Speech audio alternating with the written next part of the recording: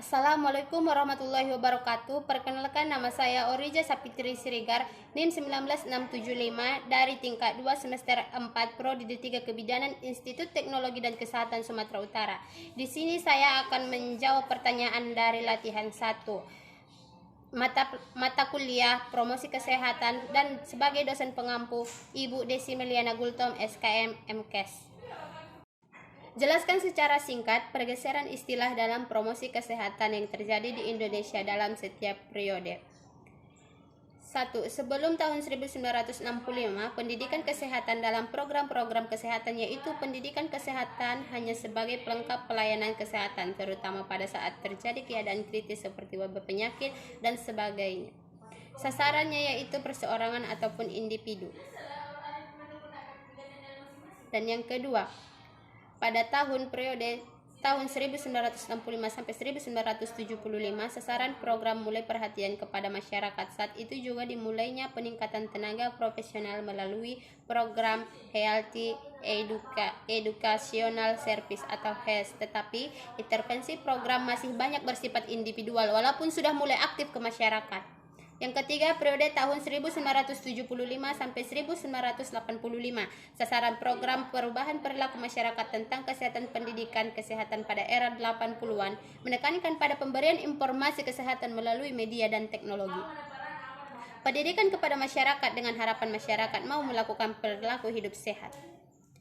Selanjutnya, periode tahun 1985 sampai 1995 dibentuklah peran serta masyarakat ataupun PSM yang diberi tugas memberdayakan masyarakat sesuai visi Ottawa Charter. Selanjutnya, periode tahun 1950 sampai sekarang, istilah PKM menjadi promosi kesehatan, bukan saja memberdaya ke arah mobilitas massa yang terjadi tujuan, tetapi juga kemitraan dan politik, termasuk advokasi serta sasaran promosi kesehatan tidak hanya perubahan perilaku, tetapi perubahan kebijakan ataupun perubahan menuju perubahan sistem ataupun faktor lingkungan kesehatan. Soal yang kedua, sebutkan rumusan prioritas promosi kesehatan di abad 21 menurut Piagam Jakarta.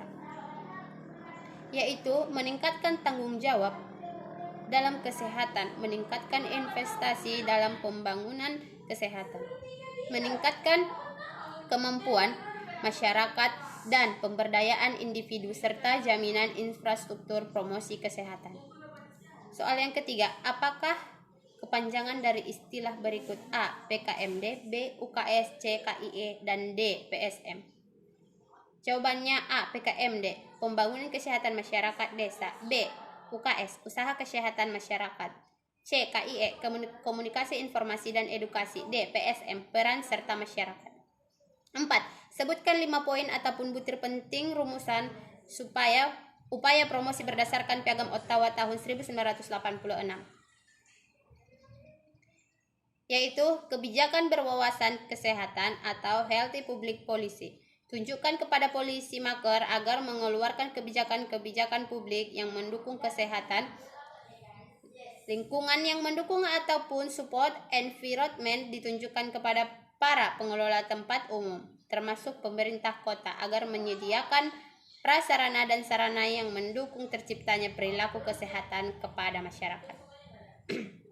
Selanjutnya, reorientasi pelayanan kesehatan atau reorient service. Selama ini yang terjadi penyedia atau provider pelayanan kesehatan adalah pemerintah dan swasta, sedangkan masyarakat adalah sebagai pengguna ataupun customer pelayanan kesehatan.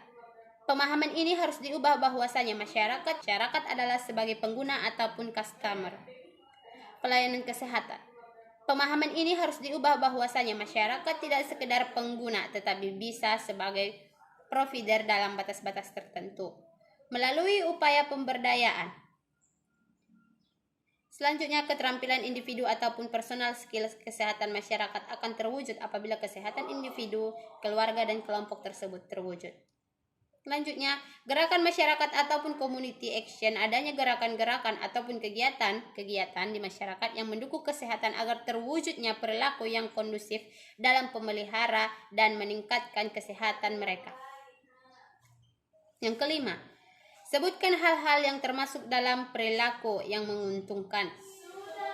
Jawabannya adalah makan teratur, makan makanan yang mengandung gizi, protein, vitamin, dan karbohidrat. Rajin berolahraga, banyak minum air putih.